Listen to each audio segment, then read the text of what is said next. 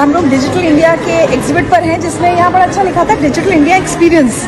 और इसके बारे में और बताने के लिए मेरे साथ जुड़ रहे हैं डिजिटल इंडिया कॉर्पोरेशन के MD and CEO Abhishek Singh ji. Abhishek ji, मैं चाहूँगी हमारे जो लोग यहाँ नहीं आ पा रहे हैं, हमारे सारे व्यूअर्स को, उनको थोड़ा ये एग्जिबिट के बारे में समझाएं, क्या आइडिया है इसके पीछे? इसका मेन आइडिया था कि भारत पिछले 10 वर्षों में जो डिजिटल ट्रांसफॉर्मेशन प्रोजेक्ट्स हमने इम्प्लीमेंट किया है पॉपुलेशन स्केल पर, इसके बारे में बड़ी सारी उत्सुकता थी G20 देशों में। और जो अभी हमारे G20 डिजिटल इकोनॉमी ग्रुप की मीटिंग्स हो रही थी, उसमें एक कंसेंसस बना के ग्लोबल DPI रिपोजिटरी बनाई जाए।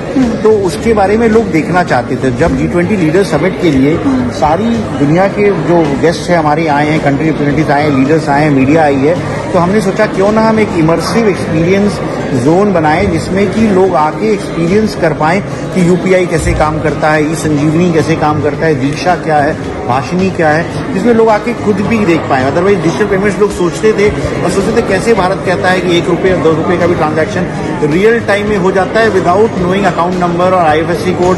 हम बस एक UPI कोड या मोबाइल नंबर जानते हैं, खट से कर देते हैं। और हमारे यहाँ गरीब से गरीब व्यक्ति जो ठेला लगाता है या सड़क किनारे बैठता है वो भी कर लेता है। ट्रस्ट इतना है सिस्टम में, और जब मैसेज आता है कि आ गया तो मान लेते लोग कि बैंक अकाउंट में आ गया। मैं एक मंदिर में 5 रुपए का, मतलब सबसे कम अमाउंट मैंने 5 रुपए का वो किया हुआ, UPI यूज किया हुआ है। नहीं, और हर जगह हुआ। और इनफैक्ट एक ठेले वाले ने, चाट वाले ने मुझे बताया कि जो एक बॉक्स, जो पेटीएम बॉक्स जिसको हम कहते हैं, जिसमें साउंड आता है कि 20 रुपये प्राप्त हुए, तो वो कह रहा था इससे मेरे को बेनिफिट ये होती है कि पहले जब मैं पानी पूरी बेचता था तो मुझे 4 मिनट लगते थे पानी पूरी खिलाने में, और मुझे 2 मिनट लगता था कैश ट्रांजैक्शन करने में।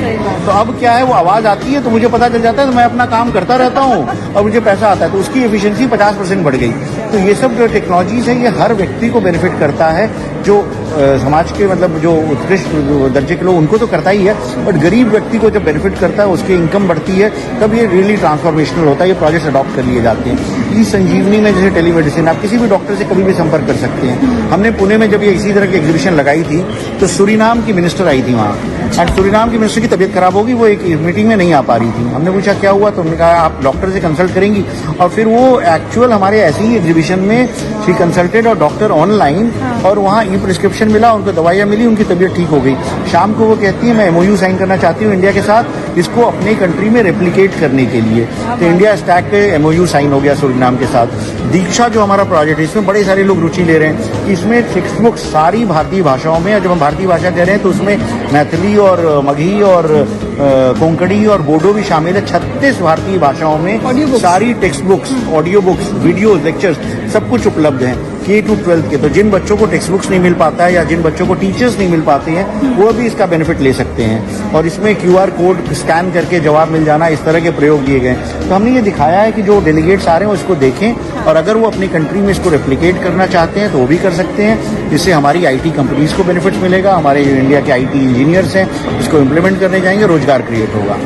अच्छा, डिजिटल पेमेंट्स में तो भारत वैसे भी नंबर 1 हो गया है दुनिया में। अभी जो आपके पास, जैसे आपने कहा डेलीगेट्स के लिए किया है, कैसी रिस्पांस मिल रही है? फॉरेन मीडिया क्या कह रहा है, लोग क्या कह रहे हैं? बहुत लोग कौतूहल से देख रहे हैं और सोच रहे हैं कि ये उनको एक्चुअली एक्सपीरियंस करने को मिल रहा है। तो ये डिजिटल ट्रांजैक्शंस कर पा रहे हैं लोग, डॉक्टर से कंसल्ट कर पा रहे हैं लोग, और ये हमारा डिजिटल इंडिया जर्नी हमने बनाई, इसमें साइकिलिंग करके लोग प्रोजेक्ट्स को देख पा रहे हैं, उस पर भी काफी ज्यादा कर रहे हैं। तो बहुत सारे डेलीगेट जो विदेशों से आए हैं वो हमारे इसको भी एक्सपीरियंस कर रहे हैं, आधार के बारे में समझ रहे हैं, जो और डिटेल्स QR कोड पे भी दिए गए हैं, उसको लेकर के अपने यहाँ अपनी टीम्स को शेयर कर रहे हैं। अच्छा, ये मुझे भाषिनी के बारे में थोड़ा बता दीजिए। भाषिनी एक टूल है जिसके तहत आप सभी भाषाओं में बातचीत कर सकते हैं। जैसे फॉर एग्जांपल हमारा देश एक डाइवर्स कंट्री है, 22 लैंग्वेज है। मैं तमिलनाडु में जाता हूँ, मुझे तमिल नहीं आती है, तो मैं वहाँ के किसी तमिल हिंदी न जानने वाले से कैसे बात करूँ? तो ये हमने एक भाषिनी ऐप बनाया है जिसमें स्पीच टू स्पीच ट्रांसलेशन होता है, स्पीच टू टेक्स्ट होता है। तो मैं हिंदी में बोलूँगा और सामने वाला बंदा तमिल में सुनेगा, वो तमिल में बोलेगा, मैं हिंदी में सुनूंगा। और इसी तरह 2200 लैंग्वेज में ये पॉसिबल हो गया है।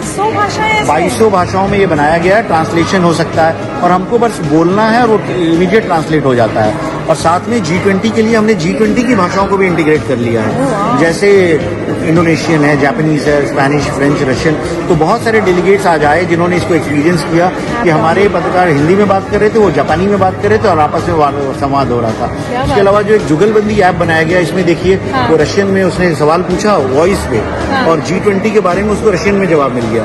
तो ये ऐप है जो WhatsApp पे चलता है, आपको बस एक वॉइस नोट भेजना है कि G20 के प्रमुख डिसीजंस क्या हैं और आपको मिल जाएगा। आप पूछना चाहो तो गुजराती, मराठी, इंडियन लैंग्वेज में पूछो या किसी भी G20 लैंग्वेज में पूछो। तो ये ऐप एंड्रॉइड और iOS दोनों पर है? ये व्हाट्सएप पे है, एक व्हाट्सएप का नंबर है, हाँ। उस पे आप वॉइस नोट भेजना है, उसके ऊपर चल जाता है। टेलीग्राम पे है, टेलीग्राम पे आप वॉइस नोट भेजिए और वॉइस पे जवाब मिल जाता है। तो भाषिनी ऐप का इस्तेमाल तो मुझे लगता है भारत में हम सभी लोगों को भाषिनी तो बहुत एंड्रॉइड काम प्ले का स्टोर है। ऐप स्टोर दोनों पे उपलब्ध है। हाँ। उसको आप रियल टाइम ट्रांसलेशन के लिए बड़ी आसानी से यूज कर सकते हैं। क्या बात है। तो अभी सारे व्यूअर्स को आप आज अभिषेक जी क्या कहना चाहेंगे, हमारे जो अभी सिर्फ वर्चुअली इस सबको देख रहे हैं एग्जिबिट को? मैं बस यही कहना चाहूंगा कि जो G20 का थीम है, one worth, one family, one future, और अगर हमको पूरे दुनिया को जोड़ना है तो डिजिटल टेक्नोलॉजीज इसमें एक अहम रोल प्ले करेंगी टू यूनाइट द वर्ल्ड। और जैसे हम कहते हैं ग्लोबल विलेज, तो अगर हमको वन अर्थ, वन फैमिली और वन फ्यूचर को चरितार्थ करना है तो digital transformation projects will play a big role in helping to achieve this. और इसमें बहुत इंपॉर्टेंट बात है कि भारत इसमें बहुत एक लीडर वाला रोल फॉलो कर रहा है, ना कि फॉलोअर वाला। नहीं, इसमें इनफैक्ट सारे दुनिया के लोग जानते हैं कि हमारे यहाँ जैसे फॉर एग्जांपल कोविड का वैक्सीनेशन हुआ, तो डिजिटल हुआ पूरा, सारे लोगों को सर्टिफिकेट्स मिल गए। और अगर हम नहीं करते तो 100 करोड़ के देश में लोगों को याद दिलाना कि कौन सा वैक्सीन लिया था, कोविशील्ड लिया था, कोवैक्सीन लिया था, और अगला डोज 28 दिन के बाद लेना है कि 84 दिन के बाद लेना है, लोग भूल जाते। हमें याद नहीं रहता पिछले हफ्ते मैंने कौन सी एंटीबायोटिक खाई थी और कितनी खुराक खानी है। तो वो डिजिटल होने की वजह से वो संभव हो पाया। तो अब उसको हम यूनिवर्सल वैक्सीनेशन प्लेटफॉर्म बना रहे हैं कि बच्चों को जो BCG, पोलियो, टेटनस, DPT और मीजल्स, रूबेला के टीके दिए जाते हैं, उसका भी डिजिटल रिकॉर्ड बन जाए। तो उसको यूविन के नाम से बन रहा है। तो कल को ये सॉल्यूशन जो है वो पूरा विश्व अडॉप्ट करेगा। और अफ्रीकन यूनियन आज G20 को ज्वाइन किया है, तो अफ्रीका के देश, एशिया के देश, उनमें भी बड़ी उत्सुकता है इस तरह के सॉल्यूशंस को अडॉप्ट करने के लिए। Thank you so much Abhishek ji, thank बात करते यू। हैं।